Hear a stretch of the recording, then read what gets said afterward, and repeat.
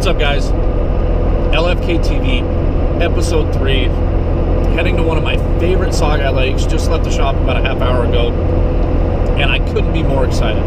You know, this time of year during the day, the Saugeye tend to get bunched up and in semi-deep water. You know, I'm gonna start at about 20 foot of water today, and if you find them, you can really put a hurt on them with reaction baits. You know, the Jigging Raps, blade baits. You know, I use an XPS laser blade. I'll talk about that a little bit later.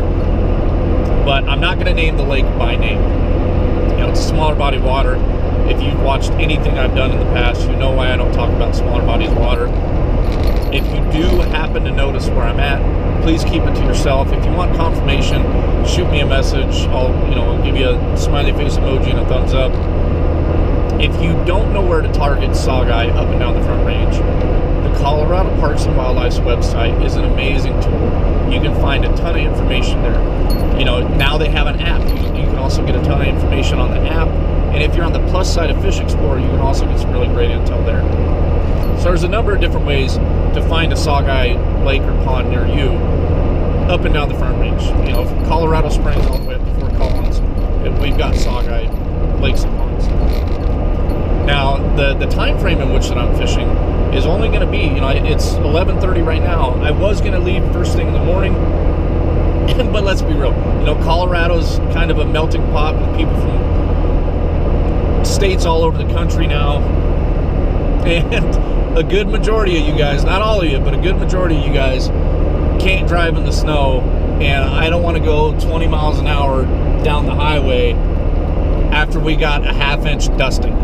So, you know, here we are a couple hours later. There's no snow on the ground. The roads are flowing like the salmon of Capistrano, and I'm ready to stick some fish. So stay tuned and enjoy LFK TV episode 3. What's up, guys? So a couple things before I get started. As you'll notice, I'm not wearing my inflatable. Water's under 50 degrees. I'm wearing the Type 2. Now, what I'm using is a Jigging Rap. I fish this spot quite a bit, so I'm not worried about getting getting snagged. So I replaced the treble hook with a trocar. I just have more confidence in the trocar. I'm not saying you can't catch fish or you can't be successful with the stock hooks, because you can. I just have more confidence in the trocar. And whenever they sniff that trocar, it's a hookup, pretty much. The other thing, so throughout this video, you're going to see me using both my right and my left hand with this Jigging Rap. You know, being in a kayak, you don't have as much freedom as you do in a big boat, to where you can kind of position yourself differently and make yourself more comfortable, especially right now when it's really cold, the water's really cold and you're in a seated position. So the versatility of being able to use your right and your left hand helps you stay on the water longer, because it is a pretty vigorous way to fish. Okay, now when I'm fishing a Jigging Rap, notice when I said I'm not saying this is the only way, but this is how I fish it the majority of the time. Not all the time, but I'd venture to say about 90% of the time. So what I like to do is I drop it down to the bottom, free spool, and I'm in about 30 foot of water right now, so it's going to take a second. And I'm using a number 9, okay, number 9 black and chrome. As soon as it hits the bottom, with a little bit of slack in the line, I pop it up. Oh, and I got a fish on. The reason I have a little bit of slack in the line is so that actually pops. I don't want a slow pull, I want to pop.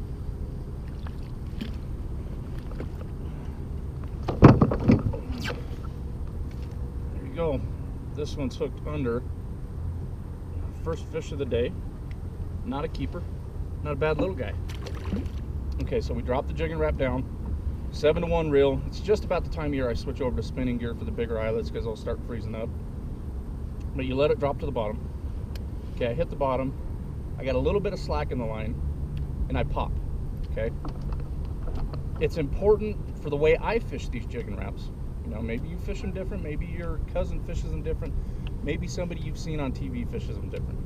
The way I fish these Jigging Raps, that pop is extremely important. I don't want a slow pull. I don't want that rod loading up and then slowly pulling that Jigging Rap off the bottom. That gives them time to think. I don't want them to think. I want these walleye and Saugeye to react. You know, that's what this bite is. It's a reaction bite. And there are times when the pop is more subtle. There are times when I pause at the bottom, But my comfort zone, my mainstay for this style of fishing is this pop. Little bit of slack, pop. Little bit of slack, pop. And you'll know when you got one on. Okay, there's a couple different ways. You basically, for the most part, you feel weight when you lift up. If you feel anything a little bit outside the norm, all you got to do is lift. You know, I mean, there's not a crazy hook set that's required for this.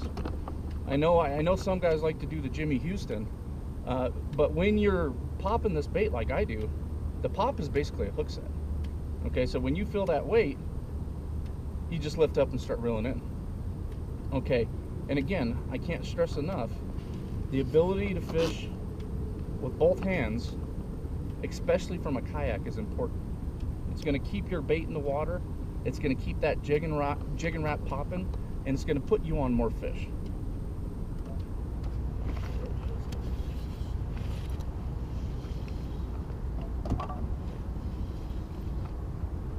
Looks like a nice fish. Oh, it's a really nice fish.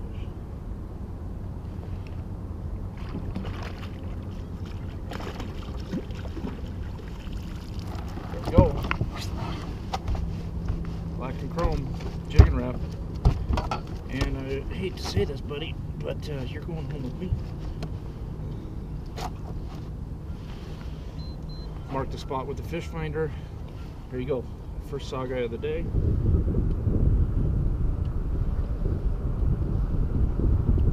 Oh, you dirty dog.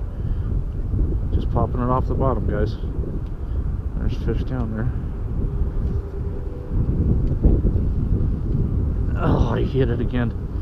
Damn it. Next bite I'm marking. I know in the general area where I'm at, but it's always good to have a mark. Get right on it. Now there we go, I got one coming in on it. Come on, baby.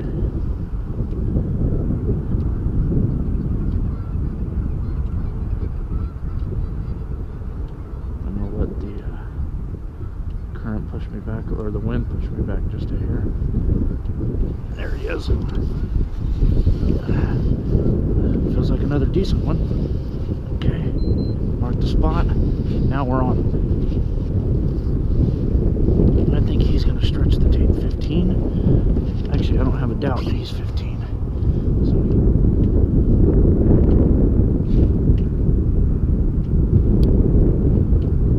There it is. You can see no marks on the finder when I got bit. Fighting pretty good. Now it's a better one. That's a keeper. Okay.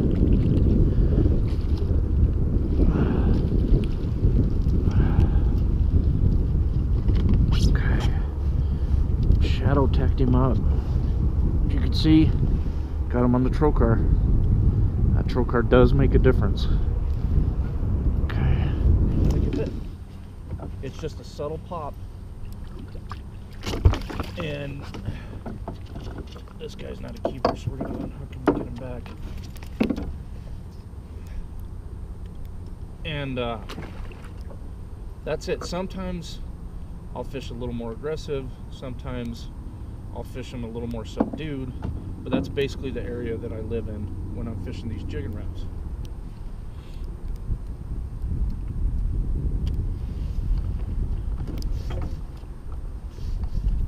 There he is. This might be number 5. Ooh, I don't think he's going to cut it. Oh, maybe he will. Again, on that trocar treble. Could this be number 5? Well, with these trocar trebles, you gotta be careful because they are crazy sharp. Always got pliers on me.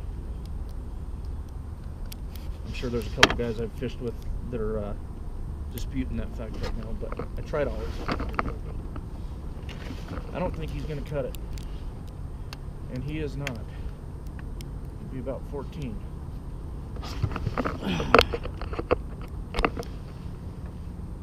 On that trocar treble, just a little guy. Fun to catch, so kind of fun to catch.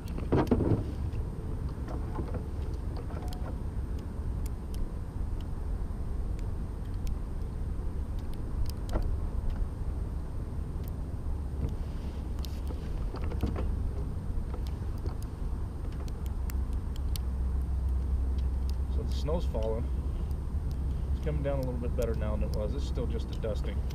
So what this means is on the way home, all you dudes from different states are going to be going 10 miles an hour.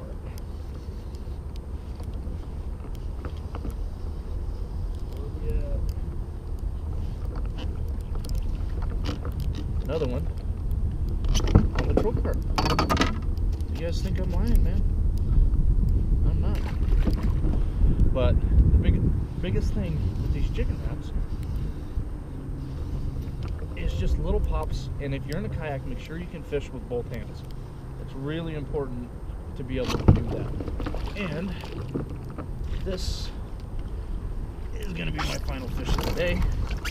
I appreciate you guys checking out LFK TV.